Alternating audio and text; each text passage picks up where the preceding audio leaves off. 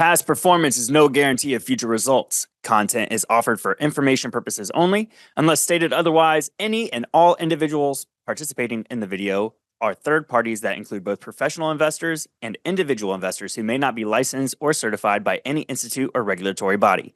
Unless stated otherwise, the views or opinions expressed may not reflect those of Seeking Alpha as a whole. The accuracy and completeness of content shared cannot be guaranteed. Seeking Alpha does not take account of your objectives or financial situation and does not offer any personalized investment advice. Seeking Alpha is not a licensed securities dealer, broker, U.S. investment advisor, or investment bank.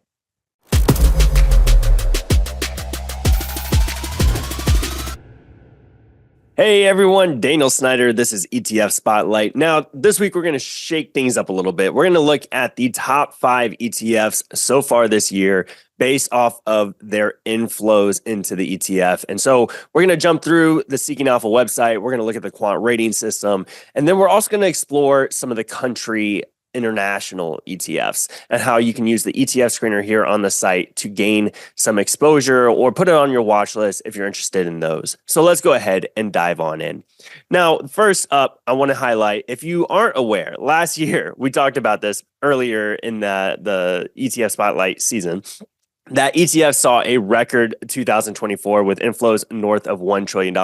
And the money has not stopped just flowing into ETFs. Now, it could be for a variety of reasons. It could be maybe somebody that doesn't feel comfortable picking individual stocks in this volatile market right now. And ETFs can be that safe space for people. So let's go ahead and highlight the top 5. Coming in first place is VOO, the Vanguard S&P 500 ETF with that 3 basis point expense ratio. The quant system is currently a buy, and the year-to-date flows have been $49 billion, which I don't know if you know this or not, but it has taken over the #1 spot of assets under management, taking that throne away from the Spider SPY ETF that everybody has known and loved for so long.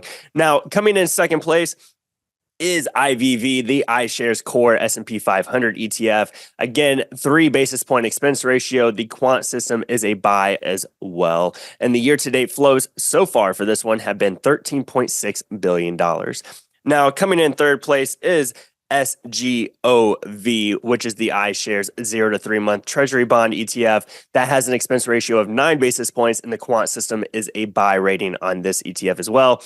I also do want to highlight, if you haven't already, friend of the show, John Bowman, there's his recent analysis on the SGOV. He has a strong buy on the stock, worth a read if you haven't done that already. So, and that has seen $13.3 billion of year-to-date flows so far. Coming in fourth place is BIL, another taxable bond ETF here, the Spider Bloomberg 1 to 3 month T-bill ETF. The expense ratio being 14 basis points on this one, and the quant system is also a buy. And wrapping it up in fifth place is the VTI Vanguard Total Stock Market Index Fund ETF with 3 basis point expense ratio. And the quant system is actually a hold on this one, probably because of that momentum factor grade there that you see being a C+, down from the A-. So I want to take a quick second and highlight the ETF screener side of I forgot to mention VTI year-to-date flows $11.2 billion. Now, I want to take a second and jump over to the market data. I want to show everybody something really fast. If you haven't already, you can come over here and you can click on countries in the market data tab on the left-hand rail here, and you'll have a list of all the countries with ETFs representing those. And somebody might be looking for international exposure right now. So if I click on year-to-date returns here and filter by that, we can see that Poland, Spain, Greece, Austria, and Germany are here at the top of the list. And actually, if you scroll down, I want to highlight this as well. United States is here towards the bottom. But as well, Argentina has kind of had a little bit of a fall from grace this year after such an amazing year last year. So I just want to highlight that real fast, because now what we're going to do is we're going to scroll down here on the left-hand nav bar, and we do have that top ETF screen that is updated every day. And this is based off of the quant rating system. So if you always want to keep an eye on that, that's right there. But I want to highlight the ETF screener section. So we have a list of preset screeners here, and you'll notice that one of them is the top international equity ETFs. So we're going to go ahead and click on that. And I want to show you that here at the top of the list, Argentina is still ranking high, but Spain, Greece, Poland, Germany, you have options of ETFs that are rated highly by the quant rating system right here already for you. And the easiest thing to do is you can add advanced filters. You can look at dividends. You can look at their holdings. Say, I want to see the number of holdings in them. I want to see their performance year to date, which is what we were talking about, and see risk or anything else. But I'm going to go ahead and click done on that. You'll see that it instantly pops up here on the right-hand side, giving me the data that I want to keep an eye on.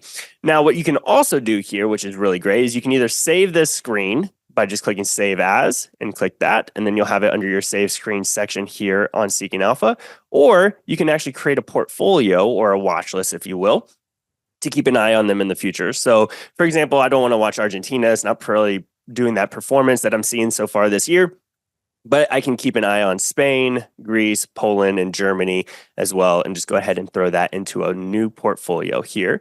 And I can also have the, portfolio updates sent to my email every single morning about what's going on within these ETFs. I can dive deeper into these ETFs if I want to explore them one by one. I can come in, I can look at the seasonality of the ETF. I can look at the holdings. If they pay a dividend, I'll see that as well.